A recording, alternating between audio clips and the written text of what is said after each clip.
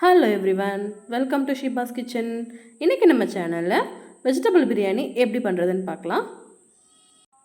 அதுக்கு ஃபஸ்ட்டு நான் 3 வெங்காயம், 2 பச்சை மிளகா, 2 கேரட், 1/4 கிலோ அளவுக்கு பீன்ஸ், ஒரு உருளைக்கிழங்கு கட்டமாக கட் பண்ணி வச்சுக்கிட்டேன். ப்ளஸ் ஒரு 3 தக்காளி, இது எல்லாமே நான் கட் பண்ணி வச்சுட்டேன். ப்ளஸ் அரிசியை 1/2 அன் ஹவராக ஊற வச்சுருக்கேன். இப்போ நம்ம தாளிக்கிறதுக்கு குக்கர் வச்சுட்டு அதில் 4லேருந்து 5 ஸ்பூன் அளவுக்கு எண்ணெய் சேர்த்துக்கோங்க. எண்ணெய் ஓரளவுக்கு சூடாக இருக்கும் போதே பிரியாணி இலை 2 கிள்ளி இந்த மாதிரி ஆட் பண்ணிக்கோங்க. அதுக்கப்புறம் நம்ம இந்த பட்டை, கிராம்பு, ஏலக்காய்லாம் ஆல்ரெடி பவுடர் பண்ணி வச்சுருக்கோம் இல்லைங்களா, அதில் 1/2 ஸ்பூன் அளவுக்கு சேர்த்துக்கோங்க.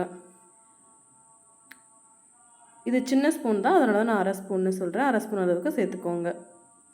சேர்த்துட்டு இந்த மசாலா எண்ணெயில் நல்லா மிக்ஸ் பண்ணி விட்டுக்கோங்க. அந்த இலை ப்ளஸ் இந்த பிரியாணிஸ் அந்த மசாலா எல்லாமே நம்மளுக்கு மிக்ஸ் ஆகிடணும். அதுக்கப்புறம் நம்ம கீறி வச்சுருக்க பச்சை மிளகாயை இந்த மாதிரி கட் பண்ணி சேர்த்துக்கிறேன். இது நீளமான பச்சை மிளகா, நான் 4ஆக கட் பண்ணி 2ஆக கீறி போட்டுக்கிட்டேன். இப்போ நம்ம கட் பண்ணி வச்சுருக்க பெரிய வெங்காயத்தை இது கூட ஆட் பண்ணிடலாம். 3 பெரிய வெங்காயத்தை இந்த மாதிரி பொடி பொடியாக கட் பண்ணி சேர்த்துக்கிறேன். நீங்கள் நீல வாகில் கட் பண்ணிங்கனாலும் பிரியாணிக்கு நல்லா தான் இருக்கும்.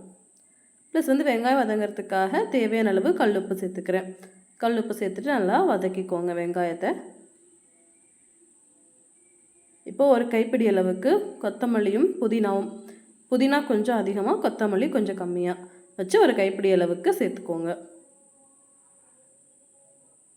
இதெல்லாம் நம்மளுக்கு நல்லா மிக்ஸ் ஆகி வந்ததுக்கப்புறம் இஞ்சி பூண்டு பேஸ்ட்டு சேர்த்துக்கலாம்.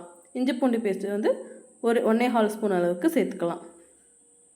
சேர்த்துட்டு நல்லா அந்த இஞ்சி பூண்டு பேஸ்ட்டோட பச்சை வாசனை போகிற அளவுக்கு நல்லா கிளறி விட்டுக்கோங்க. இப்போ பாருங்கள், நம்மளுக்கு இஞ்சி பூண்டு எல்லாமே நல்லா வதங்கி வந்துடுச்சு. இப்போ நம்ம கட் பண்ணி வச்சுருக்க தக்காளி 3 தக்காளி ஆட் பண்ணுறேன். தக்காளியை ஆட் பண்ணி நல்லா நம்மளுக்கு அந்த வெங்காயம், தக்காளி, இஞ்சி பூண்டு எல்லாம் நல்லா மிக்ஸ் ஆகி வெந்து வர அளவுக்கு நல்லா கிளறி விட்டுக்கோங்க. எந்த பிரியாணியாக இருந்தாலும் நமக்கு வதக்கிறதுல தான் டேஸ்ட்டே இருக்குது. பாருங்கள், இந்தளவு நம்மளுக்கு கொதிஞ்சு வந்ததுக்கப்புறம் மசாலா ஆட் பண்ணிடலாம். 1/4 ஸ்பூன் அளவுக்கு மஞ்சள் தூள் ஆட் பண்ணிக்கிறேன். 1/2 ஸ்பூன் அளவுக்கு மிளகாய்த்தூள் ஆட் பண்ணிக்கிறேன்.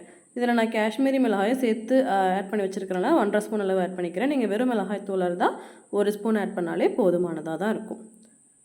ஒரு 1/4 ஸ்பூன் அளவுக்கு கரம் மசாலா ஆட் பண்ணிக்கலாம். நம்ம ஆல்ரெடி மசாலா ஆட் பண்ணியிருக்கோம் இல்லைங்களா, அதனால் இது 1/4 ஸ்பூன் அளவுக்கு ஆட் பண்ணாலே போதும். சேர்த்துட்டு நல்லா எல்லாத்தையும் கிளறி விட்டுக்கோங்க. மசாலாலாம் நம்மளுக்கு எண்ணெயில் நல்லா பரண்டு குக்காகி வரணும். இப்போ பாருங்கள், நம்மளுக்கு எண்ணெய்லாம் லைட்டாக பிரிஞ்சு வந்தோடனே நம்ம இந்த கட் பண்ணி வச்சுருக்க வெஜிடபிள்ஸ் எல்லாமே ஆட் பண்ணிடலாம். உருளைக்கிழங்கு, பீன்ஸு, இது எல்லாமே நான் கொஞ்சம் பெரிய சைஸில் கட் பண்ணிக்கோங்க. ஏன் பெரிய சைஸ்லனா, சின்ன சைஸில் ஆட் பண்ணும்போது நமக்கு விசில் விட்டோம்னா குழஞ்சி போன மாதிரி ஆகிடும். ஸோ நம்மளுக்கு தனியாக வெஜிடபிள்ஸ் தெரியாமல் போயிடும். அதனால் நம்ம கொஞ்சம் பெரிய சைஸில் கட் பண்ணிக்கிட்டோம் அப்படின்னா நம்மளுக்கு விசில் விட்டு எடுத்ததுக்கப்புறம் நல்லா குக் ஆகிருக்கும். சாப்பிடும் போதும் தனியாக தெரியும். ஸோ இந்த மசாலாவோட நம்ம வெஜிடபிள்ஸ் எல்லாத்தையும் நல்லா கிளறி விட்டுக்கோங்க. இப்போ லைட்டாக இந்த மசாலா ப்ளஸ் இந்த காய்கறிக்குள்ளே மசாலா இறங்கணும் இல்லைங்களா, அதுக்காக லைட்டாக தண்ணி விட்டு இது கொதிய வச்சுக்கோங்க. நீங்கள் அப்படியே அரிசி போட்டு கூட குக் பண்ணிடலாம். பட் இந்த மாதிரி செய்யும் போது நம்மளுக்கு அந்த மசாலா எல்லாமே வெஜிடபிள்ஸில் நல்லா ஏறி நம்மளுக்கு அந்த மசாலா வெஜிடபிள்ஸ்லேயும் இருக்கும், சாப்பிடும் போது நல்லாயிருக்கும். அதுக்காக நான் ஃபஸ்ட்டு கொஞ்சமாக அந்த மாதிரி தண்ணி ஊற்றி லைட்டாக குக் பண்ணிக்கிறேன். இப்போ நீங்கள் இங்கே ஊற்றுற தண்ணியை நீங்கள் தண்ணி ஆட் பண்ணும்போது கம்மி பண்ணிக்கோங்க. இப்போ பாருங்கள், இந்தளவு நம்மளுக்கு மசாலாஸ் எல்லாமே குக் ஆகி வந்திருக்கு. இப்போ நம்ம தண்ணி ஆட் பண்ணிக்கிடலாம். 1 டம்ளர் அரிசிக்கு 2 டம்ளர் அளவுக்கு தண்ணி சேர்த்துக்கோங்க. நான் வீட்டு அரிசியில் தான் செய்கிறேன். பட் இருந்தாலும் குக்கரில் செய்கிறதுனால 2 டம்ளர் தண்ணி சேர்த்தாலே போதும். அதுக்கப்புறம் எலுமிச்சம்பழம் புளிப்புக்கு சேர்த்துக்கலாம். அரிசி நான் ஆல்ரெடி ஒரு 30 to 40 மினிட்ஸ் அளவுக்கு ஊற வச்சுருக்கேன். அதனால தான் நான் குக்கரில் வேறு செய்கிறதுனால 1க்கு 2 தண்ணி வச்சுருக்கேன். நம்ம ஆல்ரெடி ஆட் பண்ணோம் இல்லைங்களா ஒரு 1/4 டம்ளர், அதை மைனஸ் பண்ணிவிட்டு தான் நான் அதில் ஆட் பண்ணிக்கிறேன்.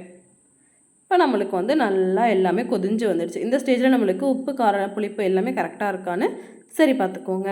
சரி பார்த்துட்டு எல்லாமே கரெக்டாக இருந்ததுன்னா நம்ம ஊற வச்சுருந்த அரிசியை இது கூட ஆட் பண்ணிக்கிடலாம். ஆட் பண்ணி நல்லா கிளறி விட்டுக்கோங்க. தண்ணி நல்லா ஆல்ரெடி கொதிச்சதுனால நம்மளுக்கு அரிசி போட்டோன்னே ஈஸியாக குக்காக ஆரம்பிச்சிடும். எல்லாமே சேர்த்துட்டு கடைசியாக நெய் சேர்த்துக்கோங்க. நெய் சேர்த்து விசில் விடும் போது நம்மளுக்கு ஓப்பன் பண்ணும்போது நல்ல கமகமன்னு வாசனையாக இருக்கும். ஸோ 2 ஸ்பூன் அளவுக்கு நெய் சேர்த்துக்கோங்க. அதுக்கப்புறம் ஃபினிஷிங் டச்சாக திரும்பவும் கொஞ்சம் புதினா வந்து மேலாப்பில் ஆட் பண்ணிக்கோங்க. ஸோ ஓப்பன் பண்ணும்போது அந்த நெய், அந்த மின்ட் ஃப்ளேவர் ப்ளஸ் இந்த வெஜிடபிள் மசாலா எல்லாமே நம்மளுக்கு மிக்ஸ் ஆகி நல்ல ஃப்ளேவர் கிடைக்கும். அதனால் இது எல்லாத்தையும் சேர்த்துட்டு நல்லா ஒரு 2-3 திருப்பு கிளறி விட்டுக்கோங்க. கிளறி விட்டுட்டு மூடி போட்டு 2 விசில் விட்டாலே போதுமானதாக தான் இருக்கும். அதுக்கு மேலே விட்டிங்கன்னா குழஞ்சிடும். ஸோ 2 விசில் விட்டாலே போதும். இதே பிரியாணி அரிசியில் செஞ்சிங்கன்னா விசிலே விடாமல் கூட நம்ம செய்யலாம். பட் இது வந்து நம்ம சாப்பாட்டில் செஞ்சதுனால 2 விசில் விட்டுருக்கோம். ஃபைனலாக பாருங்கள், நம்மளுக்கு சாப்பாடு இந்தளவு குக் ஆகி வந்திருக்கு. பார்க்கவும் நல்லா பொல பொலன்னு சூப்பராக வந்திருக்கு. கண்டிப்பாக இந்த மாதிரி ட்ரை பண்ணி பாருங்கள். அது லன்ச் பாக்ஸ் ரெசிபிக்கு இது ரொம்ப ஆப்டான ஒரு சாப்பாடு. இதுக்கு வத்தல் வச்சு சாப்பிட்டிங்கனாலே அசத்தலாக தான் இருக்கும். தேங்க்யூ. தேங்க்ஸ் ஃபார் வாட்சிங்.